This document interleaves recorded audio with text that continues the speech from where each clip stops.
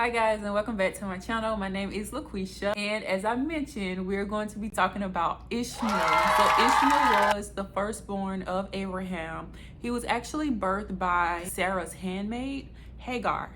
As we know, Hagar and Ishmael was cast out when Ishmael was a teenager. Hagar found an Egyptian for Ishmael to marry. So then Ishmael ended up having 6 children total by his Egyptian wife. There came a time where Abraham had not seen Ishmael for a while.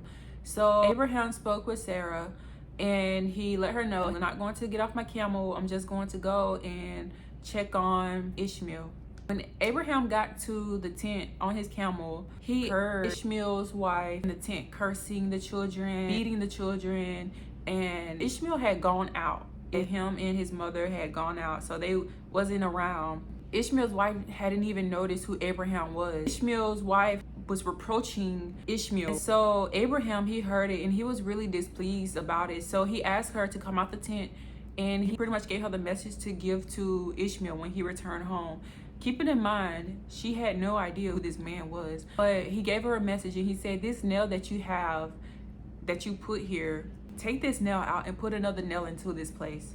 Ishmael, when he returned home, he knew once he got the message from his wife, what his father, he knew it was Abraham, and he understood what Abraham was telling him. And Abraham was pretty much telling him, this wife that you have right now, you got to get rid of her. Like, get rid of her and get a new nail in the place of this old one. Like, get rid of this one and get a new one, referring to his wife. So that's what Ishmael did. He went to the land of Canaan and he found a new wife. He married a new wife and brought her home. I want to rewind and go back to where Abraham asked for water and just see how the first wife would not give Abraham water. She didn't even know who he was. She didn't even care to know who he was. But she was just like, I don't have water. Neither do we have bread. We ain't got no food and no water to give to you. So that's pretty much was her attitude. She had like a stingy heart. So I'm sticking to the script. Okay, so fast forward to the new wife, right? So fast forward 3 years. Ishmael has this new wife. So Abraham comes and he's on his camel. Ishmael is out again. All that's there is the new wife. She comes out to meet him and greet him. And she even referred to him as Lord, giving reverence to him. Abraham asked for water because he was thirsty. But he said, no, eat and drink. Even though he denied the food, she still brought him food. She ran and got him food. And so, just goes to show how submissive she really was, how such a servant really was. It really was just a reflection of her heart. Now you have Abraham, observing, and then he's like, okay, give this message to Ishmael. And the message was, this nail that you have now, keep it. It is good. Don't get rid of this nail. I wonder if she knew that he was talking about her. It makes me wonder. So Ishmael get back and she give the message. Ishmael man came by. He told me to tell you that this nail that you have is good. Don't get rid of it. I am reminded, 1, love is kind. 2, blessings and favor is received when we are obedient. When Ishmael was obedient, it says that Abraham's heart was comforted. And then Abraham blessed Ishmael, and so did God. God also blessed Ishmael. As a woman, it reminds me to make sure that I have the fruits of the Ruach, the fruits of the Spirit. It's important to have love. It's important to have joy. It's important to have peace.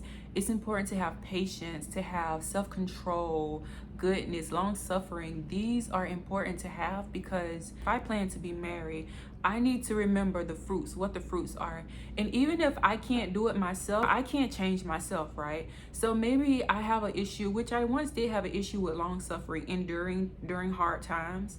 I know I need God's help with that situation. So all I have to do, obviously I see I'm taking inventory of myself while I am by myself, and I see that I need to work on long suffering. So all I have to do from there is just, God, help me to endure afflictions. Help me to have self-control. And I know that it's his spirit that's purging me of the things that's useless, so then the right fruit can actually come from my life. One last thing I just wanted to say, it's kind of like a revelation that women should be a conduit to their spouse. So whoever God has for us or has prepared for us, set aside for us to marry, We should be that conduit, that pipe, that channel that just send through favor and blessing. That favor and blessings should come from our lives, should flow from our lives. And if we haven't made it there yet, then that's when we have to allow ourselves to be purged. And the way that we can be purged is actually reading our scripture. If we have the gift of speaking in tongues, allowing that to edify us, you can't go wrong, right? Because if you think about it, if our body is being removed of stuff that's useless, and if it's a lot of gunk through a pipe, what's going to go through that? Hardly anything. Maybe a little something can go through it. But if it's clear of gunk and mess and junk, if God is that channel that's just sending stuff through, just imagine the power that's going to be on that man's life.